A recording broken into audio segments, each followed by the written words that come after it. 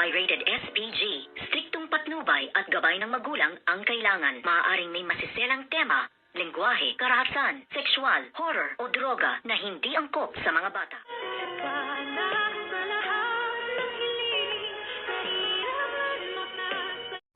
Good morning and welcome sa aking munting channel. Tuluyan na kayang iiwan ni Miss Lynette Santos ang kanyang asawa na si Doc Carlos Benitez dahil nga nahuli at nakita mismo sa akto ni Doktora Annalyn Santos kung ano ang ginagawa nga nitong si Doc Carlos Benitez sa kanyang nanay na si Miss Lynette Santos, at huling-huli niya nga na itong dalawa ay nagtatalo at nag-aaway, at mismong sa harapan nga ni Doktora Annalyn Santos ay inambaan niya ito para saktan sa harapan nga ni Doktora Annalyn Santos, kung kaya kinumbinsi niya ang kanyang nanay na iwanan na at lisanin na ang mansyon nitong si Doc Carlos Benitez dahil hindi ito mabait, dahil isa pala itong masamang tao katulad nga ng demonyitang si Moira at katulad din ng kanyang anak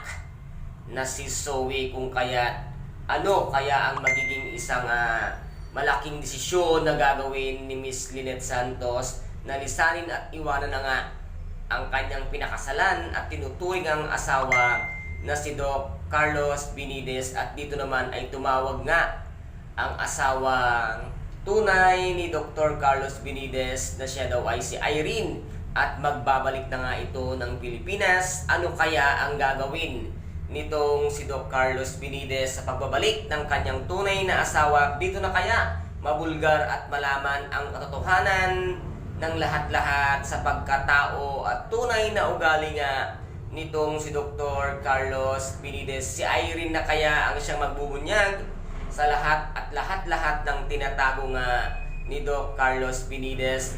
At dito naman, ano kaya ang gagawin ni Miss Lynette Santos pag nalaman niyang darating na ang tunay na asawa nitong si Doc Carlos Benitez, at ano rin kaya ang gagawin dito ni Doc RJ para maisalba at maisave itong si Miss Lynette Santos. Ito po ang napaka-exciting at kapanapanabik at kaabang-abang na kabanata dito nga sa Abot Kamay na Pangarap, na kung saan ay napaka-intense ng bawat kaganapan. And guys, at kung nagustuhan po ninyo ang aking videos for today, paki-subscribe na lamang po ng aking channel, paki-like and share para maging update kayo sa lahat ng gagawin kong videos. Maraming salamat po. Ingat, God bless, and bye-bye!